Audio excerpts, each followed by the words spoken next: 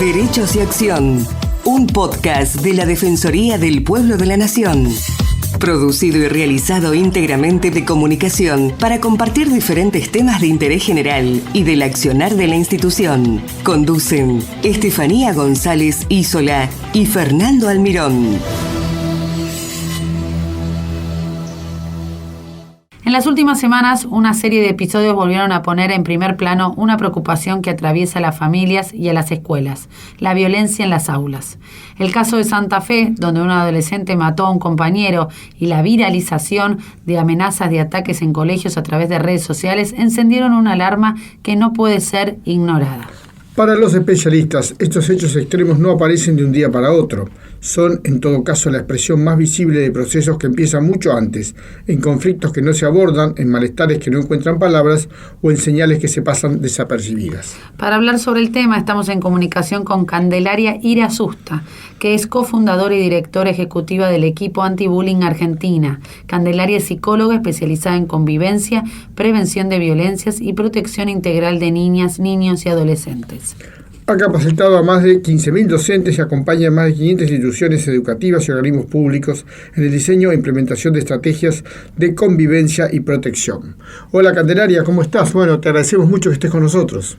No, les quiero agradecer a ustedes por invitarme y por compartir este momento de hablar de esta temática que, como ustedes bien decían, preocupa y convoca mucho a las familias, a los docentes, a los directivos. Es algo que nos atraviesa a todos. Perfecto. Candelaria, para comenzar, contanos qué es el equipo ABA y cómo trabajan para dar respuesta al fenómeno del bullying y de la violencia escolar que tanto afecta a los niños y niñas. Nosotros somos una organización que nacemos hace prácticamente ya 15 años. Surgimos a partir de la investigación, empezamos haciendo una recopilación de los programas que existen a nivel mundial que trabajan sobre los problemas comportamentales y emocionales de niños a nivel escolar, y a partir de esto lo que recopilamos somos prácticas eficaces, ¿no? Es decir, qué es lo que funciona para trabajar sobre esta problemática, y de la mano de lo que veníamos investigando nos topamos con una realidad de decir, bueno, este es un tema que, como siempre digo, no es un tema nuevo, pero que faltaba como mucha formación, faltaban recursos, faltaban herramientas, faltaba una acción específica, así que usamos todo esto que veníamos investigando para armar justamente esta propuesta que se llama Equipo A, para dar respuesta a la problemática de la violencia escolar y particularmente a la del bullying. Y bueno, así empezamos ofreciendo primero capacitaciones abiertas a la comunidad en general, y vimos que tenía mucha respuesta, que había como una necesidad de ponerle palabra, de entender mejor de qué se trataba este fenómeno, hasta que nos fuimos como metiendo cada vez más en el territorio de las escuelas, de que es donde este fenómeno sucede, y ampliando nuestra propuesta a lo que hoy desarrollamos en lo que llama el Programa para la Convivencia Pacífica, que es el PROCOMPA, un programa que acompaña anualmente a las instituciones educativas hasta a veces 2 años para no solamente prevenir el bullying, sino trabajar en fortalecer la convivencia pacífica. Y esto creo que ha sido como un viraje que ha tenido nuestro trabajo, que en principio empezó siendo muy focalizado y más reactivo en resolver un problema, y ahora estamos teniendo un foco como mucho más preventivo al trabajar sobre lo que está debajo, que tiene que ver con la cultura de la convivencia, con algo mucho más profundo, y que justamente cuando intervenimos sobre esto que es estructural, sobre la convivencia y la ética, el cuidado del respeto, es que podemos generar una transformación real, y no solamente trabajando con el último problema en el escenario. A veces están reactivas, como solucionando la última situación en el capítulo de los problemas de la escuela, pero a veces justamente eso hace que no puedan sacar la cabeza y analizar un poco las cosas más profundas para que realmente haya una solución más de fondo. Justamente nosotros de Equipo ABA ofrecemos las dos cosas. Está bien, vos tenés un síntoma, bueno, tenés que tener un protocolo. Ahora, también tenés que pensar en tu salud escolar, ¿sí? Tenés que pensar en tu cultura escolar, tenés que pensar en cómo está tu sistema, ¿sí? Entonces, ahí trabajamos también en poder dar esa respuesta más profunda para que no estés haciendo síntoma permanentemente. ¿Y cómo definimos la violencia escolar? Cuando hablamos de violencia no solamente hablamos de agresión física, ¿no? Hay un montón de entornos de violento, ¿no? De violencia en las escuelas. Absolutamente, sí. Hablar de violencia es un término, como decimos, es polisémico. Hay una cantidad de situaciones que podríamos identificar bajo el paraguas de lo que es la violencia escolar. Cuando hablamos de bullying es una subcategoría, ¿sí? Que sucede entre pares. Muchas veces la gente dice, bueno, el docente le hace bullying a mi hijo, y eso no categoriza como bullying, porque para ser bullying tiene que suceder algo que es algo que sucede entre pares, lo cual no significa que a veces pasa entre chicos de quinto, alguien de quinto a cuarto grado, o alguien de cuarto a quinto grado, pero están en una paridad, ¿sí? Pero hay un montón de situaciones de violencia en la escuela que no necesariamente por no ser bullying deja de ser grave. Pueden haber, por ejemplo, situaciones de abuso sexual, una situación de indisciplina grave, una situación de violencia grave, ¿sí? Pueden haber incluso situaciones de maltrato verbal que no llega a ser bullying, pero un maltrato que hoy vemos que está muy normalizado, que no tenemos que llegar a ponerle la palabra bullying para darnos cuenta que hay situaciones que merecen ser tratadas. Porque justamente, ¿sí? en esa fantasía de que las cosas tienen que escalar y tienen que llegar a ser bullying, y si no, no es importante, es que perdemos tiempo valioso justamente de prevenir, que para un chico no es gratis, porque en el medio va teniendo consecuencias. ¿Qué factores influyen en la violencia escolar? Mira, es una pregunta muy interesante la que vos estás haciendo, porque generalmente se piensa que esto de que el chico es violento, ¿no? Que esto pasa porque el niño tiene alguna característica individual y esa es la causa. Bueno, mira, la violencia es multicausal. Y lo que decimos es que desde ya hay, por ejemplo, factores individuales, factores familiares, factores áulicos, pero también hay factores institucionales. ¿Qué quiere decir con esto? Que no alcanza lo individual.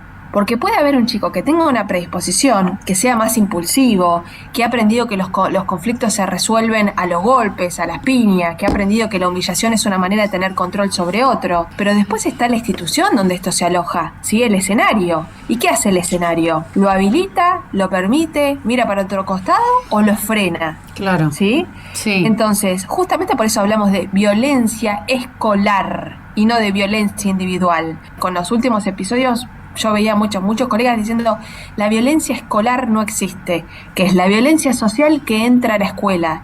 Y para mí es un error. Es como decir la violencia de género no existe porque hay violencia social. No. Es como decir la violencia familiar no existe porque hay violencia social. No. Hay prácticas propias de ciertos sistemas que hacen que esta violencia que se da en este sistema que tiene estas características se exprese. Y la institución es responsable. Si no, quedamos como desculpabilizándola y desresponsabilizándola, y esto no la ayuda a la escuela, al revés, lo desorienta. ¿Y cómo podemos detectar si un chico sufre de violencia o la está ejerciendo? Vos cuando hablas de violencia, vos tenés que pensar que es estrés vincular, ¿sí? Hay una situación a donde un chico quizás está siendo dañado, ¿sí? Está recibiendo maltrato de parte de otro, que en el caso de bullying es de un par, pero podemos decir, bueno, si está recibiendo violencia en sentido amplio, si está recibiendo violencia, por ejemplo, de un adulto, ¿sí? ¿Cómo nos damos cuenta? Bueno, hay un sistema psíquico y un aparato psíquico que en algún punto lo que le va a pasar es que está estresado, ¿sí? Porque un chico lo que necesita es un vínculo predecible, ¿no? Es sentir que hay un vínculo de un otro seguro, a donde entiendo los patrones. Y cuando un chico en su psiquismo recibe daño, es como si recibiera todo desordenado. Es como, mira, vamos a hacer el ejemplo. Un chico va a clase y dice, bueno, a ver, entiendo que empezamos siempre la clase con esta consigna, después abrimos el libro, después... Y eso lo hace estar tranquilo y lo hace sentir seguro. Cuando un chico está en un lugar donde está en un vínculo violento, no tiene esa predecibilidad, ¿sí?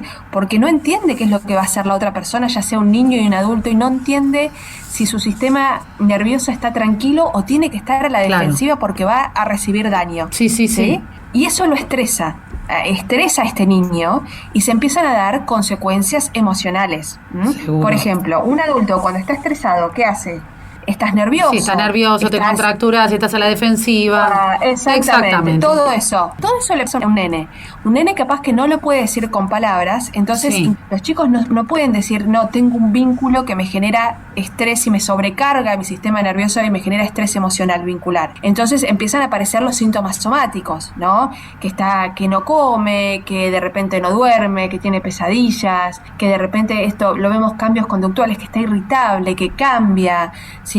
Que de repente empieza a llorar, ¿viste? Situaciones que por ahí son situaciones de la cotidianidad mínimas, empieza a tener como una reacción como sobredimensionada. Hablamos de cosas de la edad, son cosas de los chicos, son cosas de la edad, pero no es así.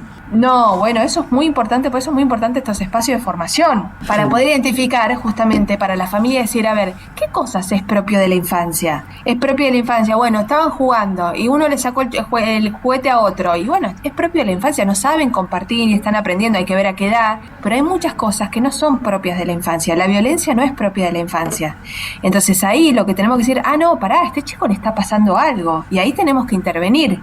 Y muchas veces el no saber discernir, el no saber diferenciar, hace que situaciones de violencia la veamos como propia de la infancia. Clarísimo, ¿sí? Candelaria. ¿Y la violencia se ha incrementado en los últimos años o se ha visualizado cuando antes permanecía oculta, digamos? Antes había un montón de situaciones que no se hablaban. Sí, no es que decís, ahora hay un montón de cosas. Yo siempre digo, el bullying no es un problema nuevo. Es algo que se le puso nombre. De hecho, lo que era, justamente se avanzó mucho en lo que son materias de derechos de los niños, pero violencia familiar, ni hablar, situaciones de abuso de diferentes tipos, no, son históricas, ¿sí?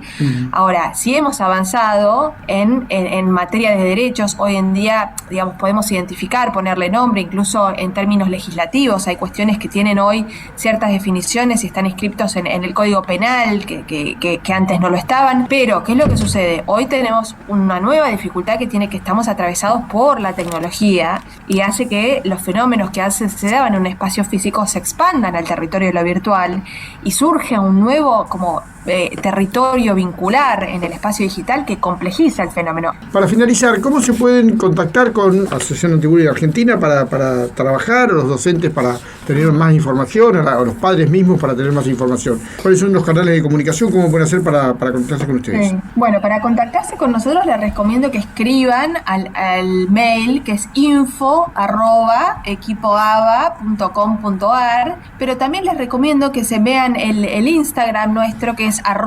@equipoaba_ok, y ahí subimos mucho material de concientización para padres, para docentes, para chicos, porque este es un tema en el que tenemos que trabajar permanentemente, que tiene que ver con construir una cultura del cuidado y del respeto. Sí, no es simplemente no es tan fácil como apretar un botón y simplemente que un problema desaparezca. Tenemos que construir una nueva manera de vincularnos donde pongamos el respeto de moda, que nos está faltando hoy en día, porque hemos normalizado mucho el maltrato, muchísimo. Sí, al punto que los adultos es como que hasta entre nosotros, en el mundo de los adultos, digo, hay cosas que es violencia, no es una manera de vincularnos, no es un chiste, hay cosas que generan daño. Entonces, si los adultos no lo tenemos claro, ¿cómo lo van a tener claro los chicos? Entonces tenemos que trabajar día a día justamente en esto, en la cultura del cuidado y del respeto, en poder hacerla hábito, ¿sí? Entonces invitamos a toda la gente en que se puedan sumar a nuestra comunidad. También tenemos un grupo de WhatsApp que se llama La Red para la Convivencia, donde subimos material por ahí más personalizado para las personas que quieran involucrarse más y que quieran formarse más. Así que, bueno, los invitamos a construir, a ser parte. Perfecto. Gracias, Candelaria Irasusta, entonces, de Equipo Antibullying Argentina. Muchas gracias. Muchas gracias por escucharnos. Los esperamos en una nueva emisión de Derechos y Acción.